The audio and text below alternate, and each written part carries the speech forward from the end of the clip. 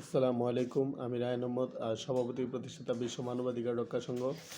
আজকে আপনাদের সামনে আলোচনা করব আখলাক বা সুন্দর চরিত্র নিয়ে। এর মধ্যে ধৈর্য এর প্রতিশব্দ সবর, যার অর্থ ধৈর্য, সহিষ্ণুতা, দৃঢ়তা, আত্মনিয়ন্ত্রণ, বিরত রাখা ইত্যাদি। ইসলামী শরীয়তের পরিভাষায় জীবনের সকল ক্ষেত্রে মহান আল্লাহর উপর ভরসা করে সহিষ্ণুতার সাথে আল্লাহর বিধান মোতাবেক সকল কর্ম পালন করাকে ধৈর্য বলে। কোরআন ও হাদিসের আলোকে ধৈর্য বিশ্লেষণ করলে এর তিনটি বিশেষ দিক স্পষ্ট হয়ে ওঠে। অবৈধ ও হারাম বস্তু থেকে নিজের নফস বা প্রবৃত্তিকে বিরত রাখতে ধৈর্য ধারণ করতে হয়। আল্লাহ তাআলার ইবাদত ও আনুগত্যে ধৈর্য ধারণ করতে হয়। যে কোনো বিপদে আপদে ধৈর্য ধারণ করতে হয়। ধৈর্য মানব জীবনের একটি মহৎ গুণ।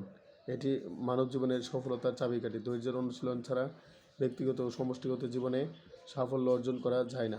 ধৈর্য ধারণ করা খুবই কঠিন কাজ, তথাপি সমাজের মানুষের কল্যাণের জন্য তা করা অপরিহার্য। সমাজ জীবনে শান্তি শৃঙ্খলা ও কল্যাণময়ী জীবনযাপনের জন্য ধৈর্যের সবরের গুরুত্ব অপরিসীম। পবিত্র কোরআনে মহান আল্লাহ ধৈর্যশীলদেরকে অফুরন্ত প্রতিদান দেওয়ার ওয়াদা করেছেন। মহান আল্লাহ বলেন, অবশ্যই ধৈর্যশীলগণকে তাদের প্রতিদান অগণিতভাবে দেওয়া হবে। সূরা আজ-জুমার আয়াত 10। ধৈর্যের বিপরীত হচ্ছে অধৈর্য। অধৈর্য মানুষকে ব্যর্থতার দিকে ঠেলে দেয়। এ কারণে জীবনে চলার পথে মানুষকে অবশ্যই ধৈর্যশীল হতে হবে। মানুষের জীবনে আসে সুখ দুঃখ, বিপদ আপদ, সফলতা বিফলতা ও জয় পরাজয়। এসব ক্ষেত্রে ধৈর্য ধারণের প্রয়োজন হয়। বিপদে যেমন সুদিনের আশায় ধৈর্য ধারণ করতে হয়, তেমনি সুদিনে আত্মহারা না হয়ে ধৈর্য ধারণ করতে হয়। শান্তি প্রাপ্তিতে আল্লাহর কৃতজ্ঞতা আদায় করতে হবে। জীবনে যারা বড় হয়েছেন তারা সবাই ছিলেন ধৈর্যশীল। বিখ্যাত নবী হযরত ইব্রাহিম আলাইহিস সালাম ছিলেন ধৈর্যের মূর্ত প্রতীক।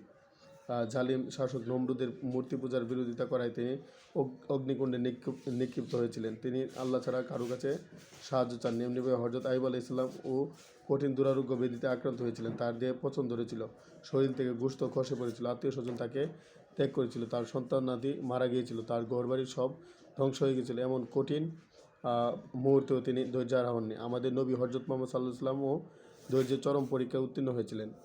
তার ধৈর্য ছিল অতুলনীয়। তাকে হত্যার ষড়যন্ত্র করা হয়েছিল, তবুও ধৈর্য হারাননি। সকল বিপদেই হযরত মুহাম্মদ সাল্লাল্লাহু আলাইহি ওয়াসাল্লাম ছিলেন অটল ও অবিচল।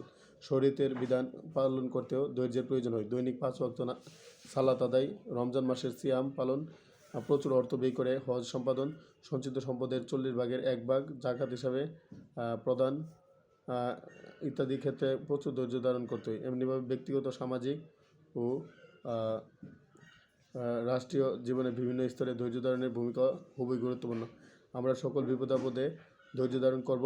বিপদ থেকে মুক্তির জন্য আল্লাহ তাআলার কাছে দোয়া করব, আমরা ধৈর্যশীল হব।